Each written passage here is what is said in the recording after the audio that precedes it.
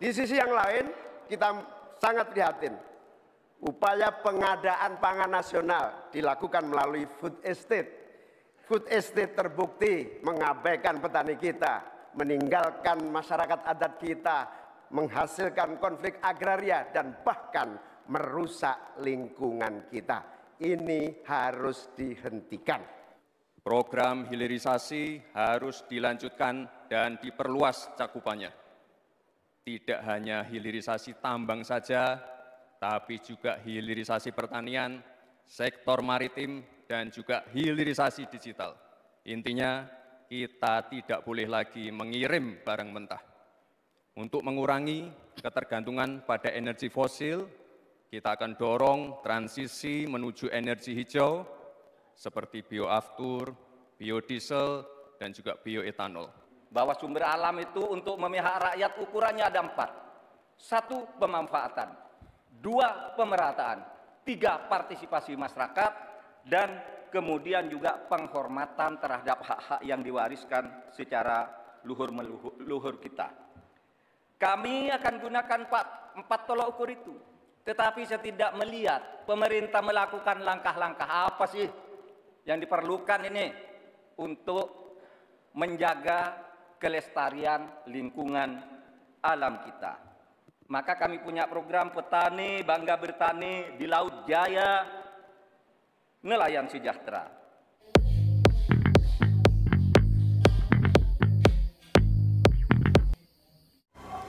Langsung saja kita akan mulai debat keempat calon wakil presiden pemilu tahun 2024. Pada sesi pertama ini kita akan mendengarkan visi, misi, dan juga program kerja dari masing-masing calon wakil presiden. Kesempatan pertama akan diberikan kepada calon wakil presiden nomor urut 1. Kami persilakan Bapak Muhaimin Iskandar untuk menyampaikan visi, misi, dan program kerjanya.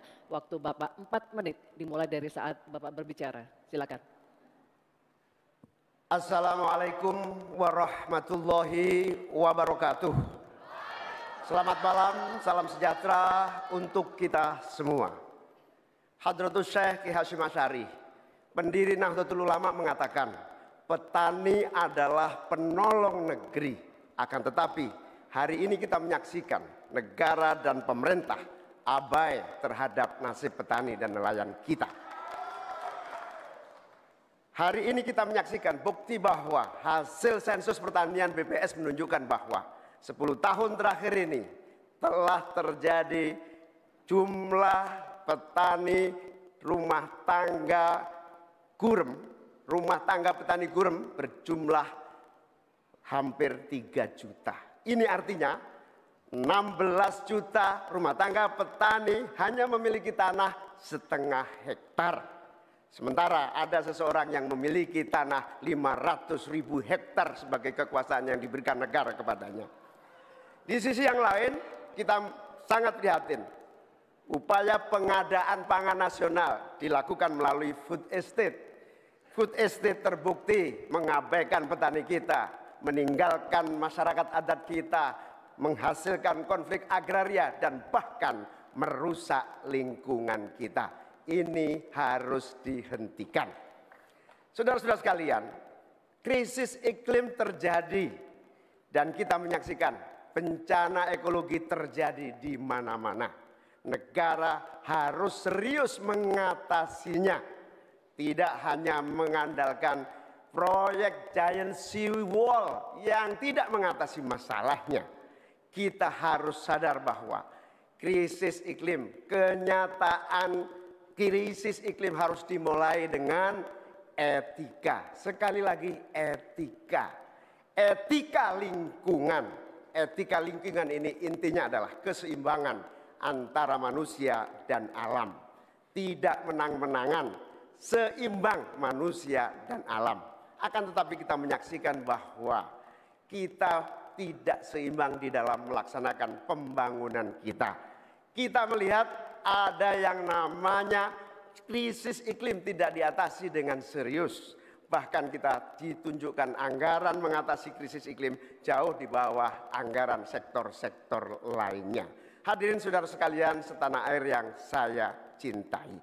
Dengan kesadaran ini, maka kita harus kembali bahwa pembangunan nasional, bahwa kebijakan nasional harus berpijak kepada yang namanya keadilan. Keadilan iklim, keadilan ekologi, keadilan antar generasi, keadilan agraria, dan tentu keadilan sosial. Saudara-saudara sekalian, rakyat harus dilibatkan, rakyat tidak boleh ditinggal karena pemilik negeri ini rakyat, pemerintah hanyalah pelaksana dari pemilik negeri ini. Oleh karena itu, desa harus menjadi titik tumpu pembangunan. Petani, nelayan, peternak, masyarakat adat harus menjadi bagian utama dari program pengadaan pangan nasional. Reforma agraria harus menjadi kepastian distribusi lahan bagi para petani kita. Energi baru dan terbarukan harus digenjot, bukan malah dikurangi targetnya, diturunkan targetnya. Karena itu kita harus lakukan perubahan. Kita tidak boleh diam. Perubahan menghadapi masa depan kita dan generasi yang akan datang. Para petani dan seluruh warga bangsa yang terlibat, negara menunggu langkah kita bersemua. Kita semua harus menghadirkan perubahan untuk Indonesia yang lebih baik. Baik.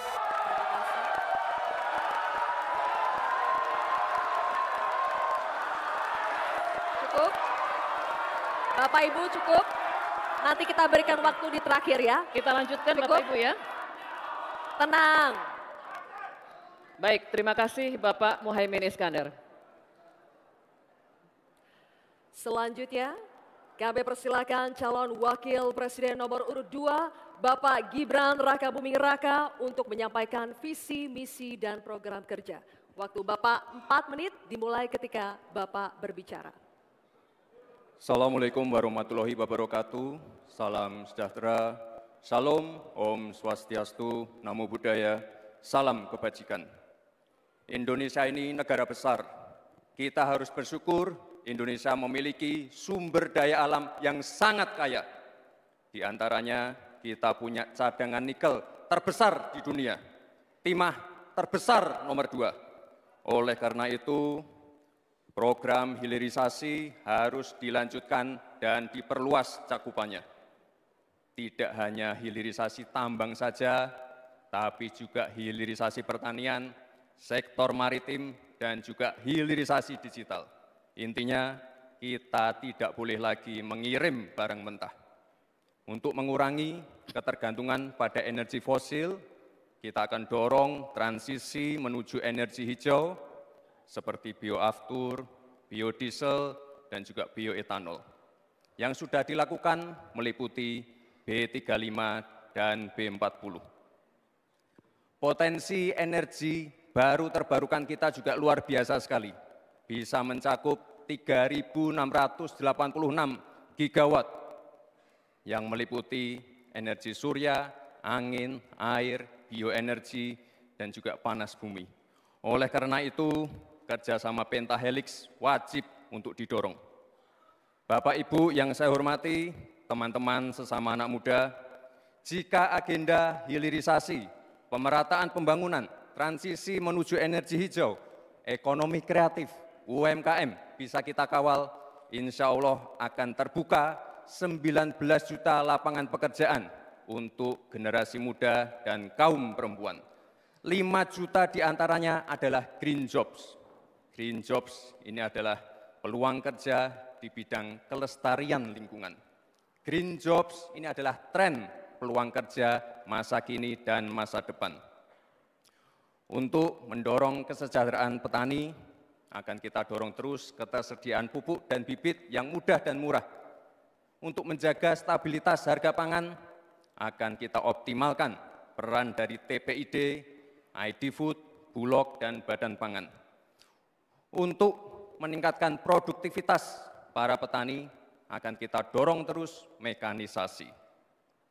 Generasi muda akan kita dorong melalui smart farming.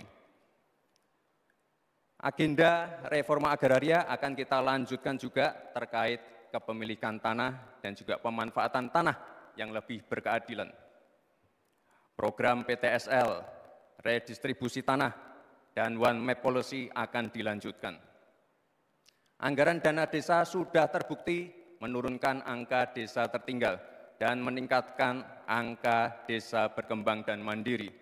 Oleh karena itu, anggaran dana desa akan ditingkatkan sesuai dengan kekuatan fiskal di dalam negeri. RUU Masyarakat Hukum Adat akan didorong agar lebih berkeadilan, karena sesuai dengan prinsip Sustainable Development Goals, yaitu Leave No One Behind. Narasi besarnya di sini adalah keberlanjutan dan penyempurnaan. Terima kasih. Wassalamualaikum warahmatullahi wabarakatuh. Baik. Masih ada waktu, Bapak? Masih ada waktu. Mau dimanfaatkan atau tidak? Cukup? Baik. Oke. Cukup? Cukup? Tenang? Tenang, Bapak. Baik. Ibu? Kita lanjutkan, Bapak, Ibu. Kita lanjutkan. Cukup? Bisa Terima tenang? kasih. Kita lanjutkan ya. Kita lanjutkan. Baik. Nanti kita akan kasih kesempatan, kita lanjutkan dulu sesinya. Selanjutnya kami akan persilakan calon wakil presiden nomor urut 3, Bapak Mahfud MD untuk menyampaikan visi, misi, dan program kerjanya. Waktu Bapak sama 4 menit dimulai saat Bapak berbicara. Silakan Pak Mahfud. Bismillahirrahmanirrahim, atas berkat rahmat Allah yang Maha Kuasa. Diskusi atau debat ini sangat penting karena menyangkut 3 hal yang akan menentukan masa depan negara kesatuan Republik Indonesia dan bangsa Indonesia, yaitu Tuhan, manusia, dan alam. Di dalam kearifan lokal, misalnya di Jawa dan Bali ada istilah Trihita Karana. Di Sunda, Jawa Barat ada Tritangtu, 3. Ada Trinitas, Trisakti, dan sebagainya. Di dalam kearifan lokal, bangsa Indonesia masa lalu sudah biasa melakukan langkah-langkah untuk memberikan perlindungan atas lingkungan hidup agar lestari. Bahkan konstitusi kita juga menyatakan bahwa sumber daya alam itu harus dikelola dan digunakan untuk sebesar-besar kemakmuran rakyat. Saudara, sumber daya alam kita sangat kaya, tapi pangan belum berdaulat. Petani makin sedikit, lahan pertanian makin sedikit, tapi subsidi pupuk makin besar. Pasti ada yang salah. Petaninya sedikit, lahannya sedikit, kok subsidinya setiap tahun naik? Pasti ada yang salah. Laut kita berlimbah, udara kita meracuni paru-paru kita. Investor masuk, industrialisasi terjadi, lingkungan rusak, rakyat menderita. Kemudian sumber daya alam menjadi sumber sengketa di antara rakyat dengan rakyat, antara pemerintah dengan pemerintah. Allah mengingatkan tentang ini dalam Al-Quran, Dhaharul fasadi fil barri wal bahri bima kasabat aydin nas liyudhiqahum ba'dad ladzi amilu. Telah terjadi kerusakan di bumi karena tingkah laku manusia di darat dan di laut. Ini ditunjukkan oleh Allah agar manusia sadar bahwa mereka telah merusak alam di negaranya yang dikuasai seharusnya oleh bangsanya. Saudara, saya katakan ini tidak mudah, tapi hanya 2 kuncinya, komitmen dan keberanian.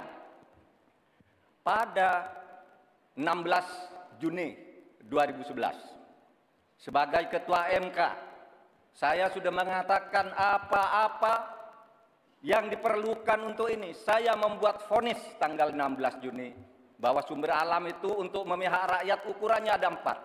1, pemanfaatan. 2, pemerataan. 3, partisipasi masyarakat. Dan kemudian juga penghormatan terhadap hak-hak yang diwariskan secara luhur kita. Kami akan gunakan 4 tolak ukur itu.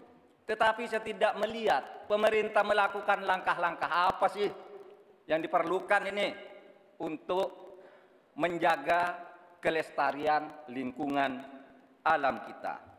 Maka kami punya program petani bangga bertani di Laut Jaya, nelayan sejahtera. Jangan misalnya seperti food estate yang gagal dan merusak lingkungan. Yang benar aja, rugi dong kita. Terima kasih. Assalamualaikum warahmatullahi wabarakatuh.